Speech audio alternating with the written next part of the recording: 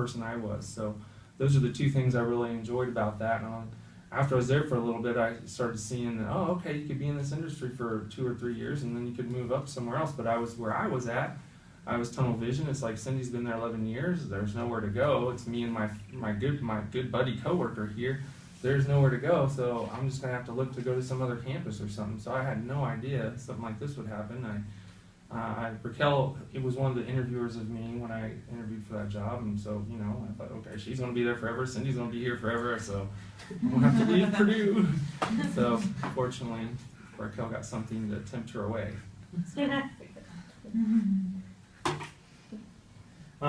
So at the DRC, you deal with a lot of different kinds of students who have different disabilities. Especially in the testing center, students are coming in, not, you know, normally exams are really, really stressful for people, but for people with disabilities, holy cow, it's stressful. So you're going to be dealing with a lot of like sensitive students who, I guess, describe a situation where you've dealt with some sort of situation like that, where you're dealing with someone who, to try to like keep them calm. And all right, here you go. Engineer just traveled an hour with his buddy. He was from Illinois, and he studied, I don't know how long, for this 6-hour engineering exam. I don't know if you've heard this one, Karen. And you get them seated, and usually their hands don't come up until they're ready for break, which is 2.5 hours or 3 hours later.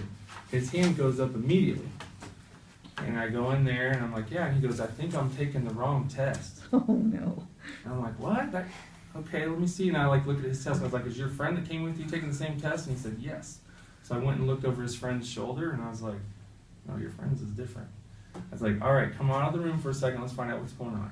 And so we called the company, and it's what he signed up for. He had a receipt for 2 months. He chose the wrong test. Oh.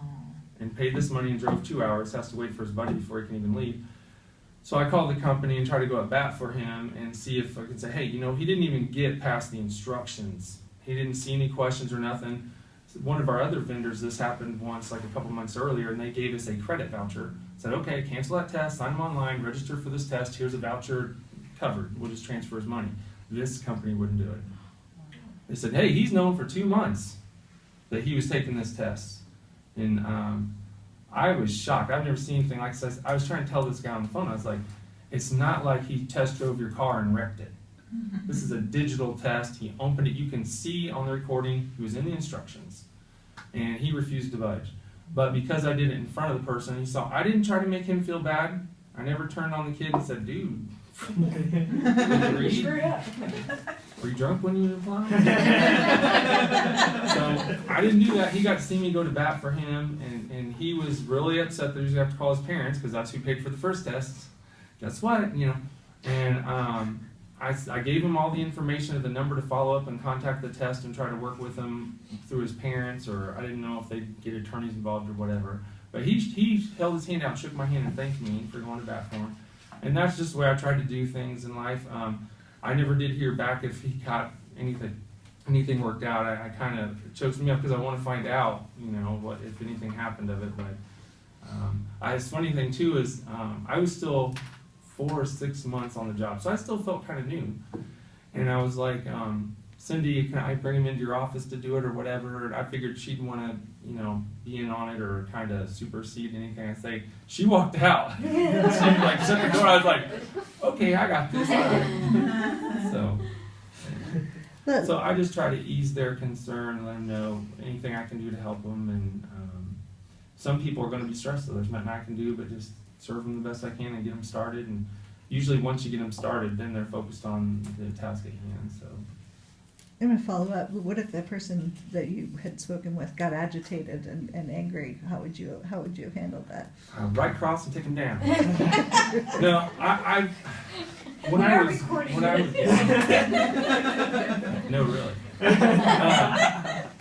Well, when I was young, I got to hear a friend of mine tell me how they were working at McDonald's and somebody got agitated in their face and she threw the hamburger at the dude's face and got fired. And I was like, now, why would you do that? So, I mean, even before I really was in the workforce much, I could think in these terms like, you want a paycheck, you got to follow the rules. That customer is your customer. I mean, we all know the customer's always right, so what would you think that was going to accomplish? So basically, all you can do, like in our rules, we try to make sure they're away from the actual. First of all, we get them out of their seat and out of the testing center, so they're not disturbing other people. Get them out into the lounge or whatever you want to call it. And then if it's even still getting loud, we can try to take them into the office or in the hall.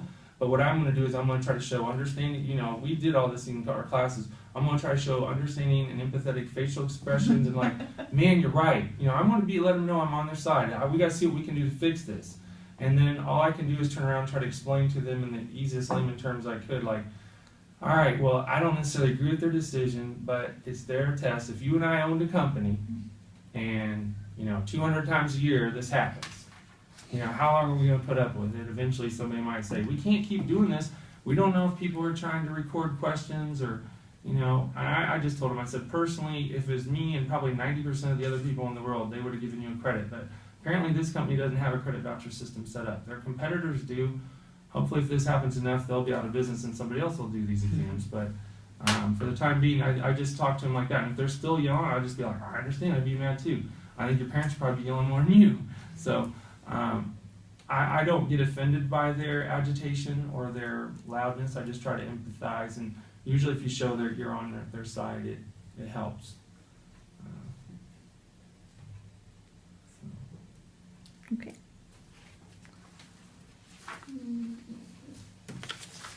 Back to me. What's her name? Hmm? What's her name? Cindy. Oh. Impressive. Wow, old girlfriend named please. Cindy. That was easy to remember. Lori? Okay. Ready? Please describe your day-to-day customer service experience, skills, and abilities. Okay, one more time, Cindy. I was thinking of Cindy. Okay. Okay, all right. Okay, one more time. Please describe your day-to-day customer service experience, skills, and abilities. It's changed with each job I've had. I mean, the current job, we are answering the phones and responding to emails about people who are wanting to schedule for tests. We have walk-ins and pop-ins who know that they could do this all online, but they want to pop in and feel out and see where the place is. And that usually entails a little more explaining. They have a little more questions if they're actually coming in. Making them feel comfortable and that they understand and comprehend everything, even though we email every person everything they need to know. You know, a lot of people want to talk it out and make sure they understand over the phone or in person. And then just the checking in and checking out of people who are actually there to test. That's the primary everyday functions.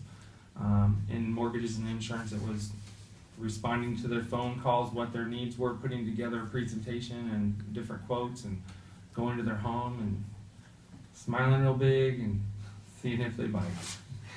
But it's just pretty much the same thing. It's all about, I think, the attitude and trying to get what they want and need. So. Thank you. All jobs have their frustrations and problems. Describe a job condition, task, or assignment that has been dissatisfying to you, and why? I think there's always times where you think, well, if I was there, I'd do this or something like that. But I'm the type of person, I understand there's, whether you want to call it ladder hierarchy, people earn their positions and you have to respect their positions. My dad was in the Army for 28 years, so I understood and respected hierarchy. Once you earn that spot, then you can bark commands, because you don't deserve an explanation. But most places today, people are pretty good at explaining decisions. So I would say sometimes, you know, I've been in different organizations or classrooms, even as a student, where you disagree with how the professor's doing something, and all you can do is try to respect them for who they are and communicate the issue, and they respond or they don't. I mean, or they get offended, or but I don't usually get people get offended at me. I think I present things in a curious kind of way, like I'm just, you know, not like, you know, it'd really be better if, you know, I don't come across that way at all. Really just more of exploring the topic and, hey, I wonder if you tried it this way. I noticed some of the students seem to get offended when you say blah, blah, blah, blah, and I think their concern is blah, blah, blah. Have you ever noticed that? Or, and then it's just something they can think about. That's usually the way I present things. If it's something where you're putting together facts or information, hey, student patrol does safe walks, but we're not getting many calls. We're thinking about doing flyers and putting them all over campus and try to get more visibility for the program. Who's got ideas? You know, you put together information, you hand it off, and they do some of it and they don't do the rest, you know, and whether you agree or not, you have to earn that position. So that's how I would answer that, I guess. Thank you.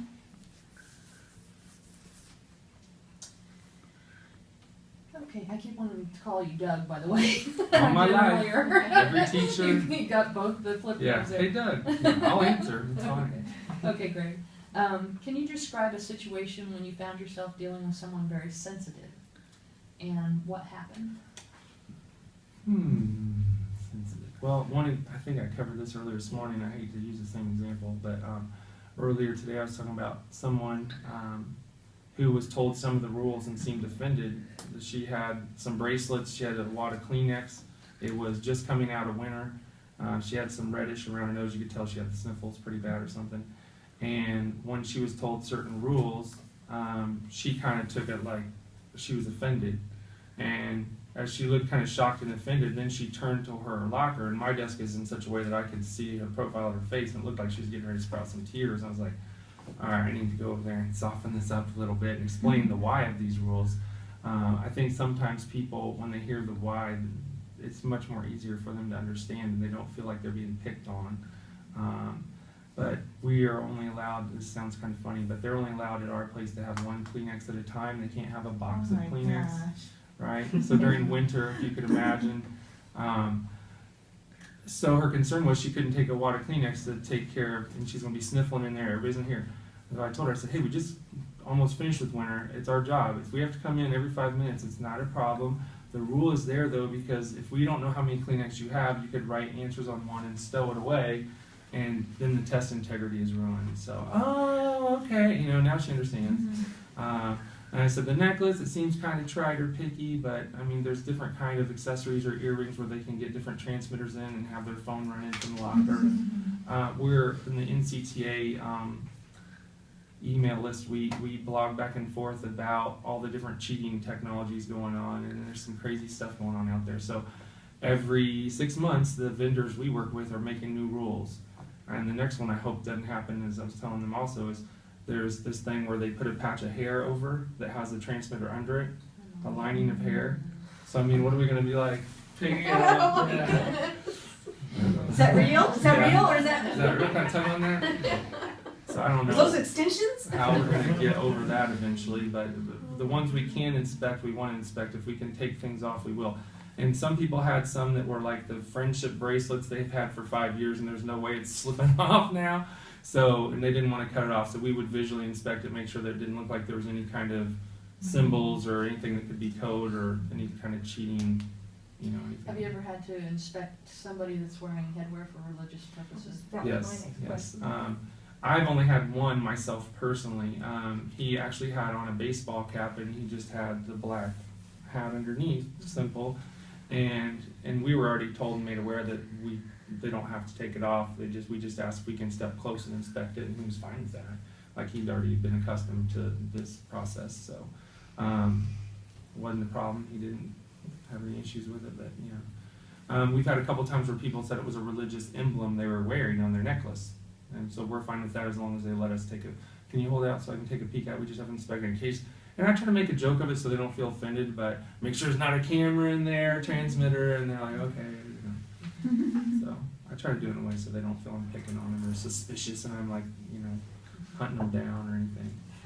Have you ever had a situation where somebody was extremely agitated about something like that and you weren't able to calm the situation? What if No, not yet. No, okay. No, you're probably right. I was going to say, fortunately, we haven't had any incidents. I'm not saying it's just because of me or anything, but one of the things we also try to do is I really like to emphasize as a deterrent. I point out the cameras, and I heard y'all kind of let them see the monitors when they come in too. I say, our job, we're just getting paid to sit and watch you. And I kind of make fun of it.